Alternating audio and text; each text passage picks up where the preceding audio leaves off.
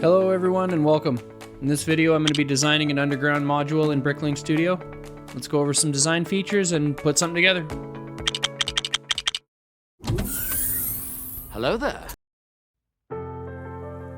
Alright, so this module is more like infrastructure than anything else, so the design considerations are pretty basic and mostly structural. The module needs to be standardized so that any of the above ground builds can sit on top of it. And also because each one will be supporting a module above, it needs to be able to hold up a decent amount of weight. I'm going to need several of these modules, so I want to keep the piece count reasonable. And while this does keep it cost effective, it also helps maximize the interior space. These modules will get some details later on, so I want to keep the space as open as possible for that phase down the road. And finally, there's a headroom requirement. The train loop will run through the underground modules in my layout, which means there's a minimum height that needs to be cleared. The train needs about 10 bricks of clearance, so I'm looking to make this design about 16 bricks tall. That should give me plenty of room for the train, plus some building space over top if it's needed. So with those in mind, let's get started.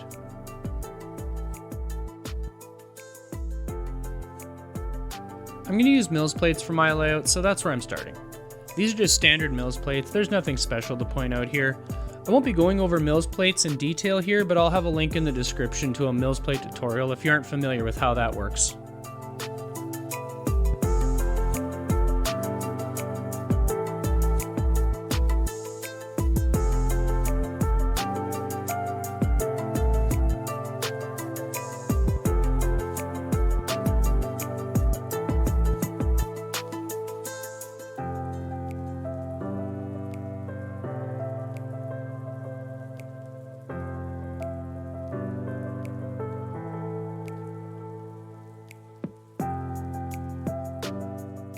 Once I have the mills plate set up, I built a couple of corners with some tall 1x1 double SNOT bricks that alternate directions.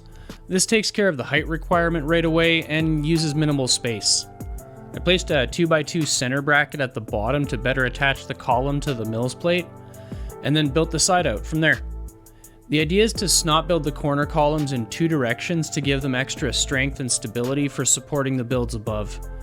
I'm using a variety of arches and slopes at the end to give it more of a rock-like texture. And if you are wondering, yes, I did grab some randomly colored pieces from my inventory and do a test build of this design before committing to it. I wanted to make sure it was going to be able to hold the weight of modules above before moving ahead full steam.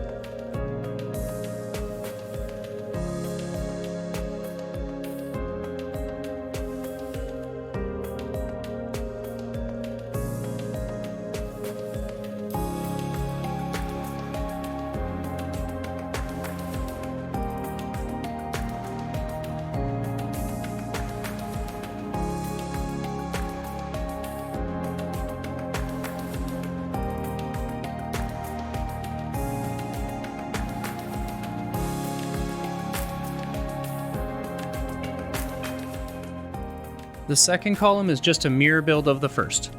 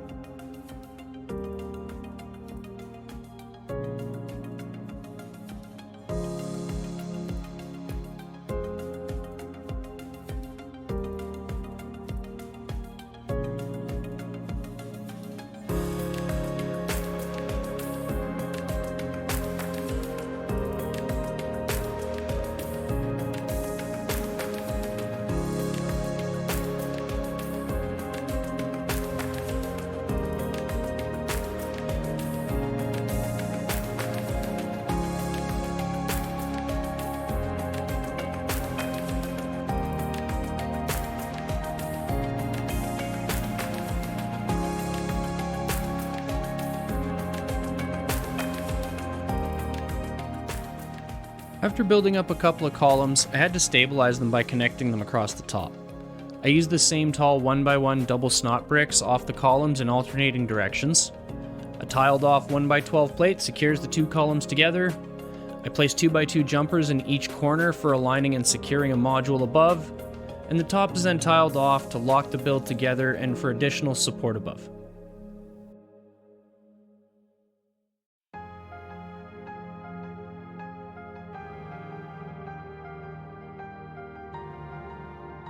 The last step is just copying the columns and cross beams as needed to complete the module.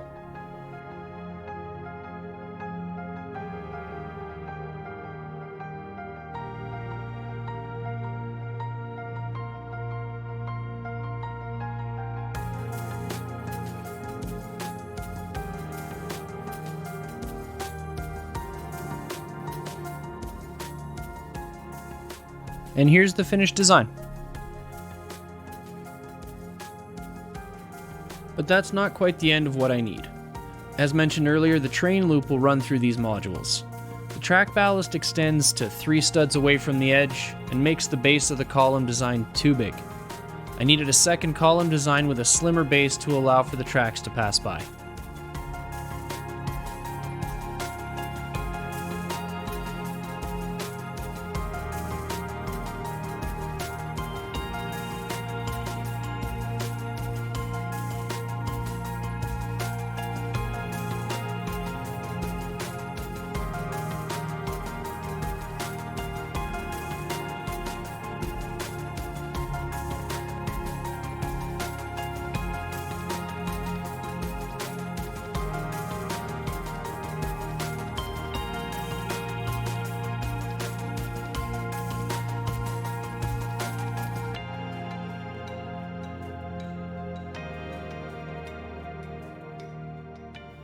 I've added the underlying plate that the ballasted track will sit on top of to outline its position.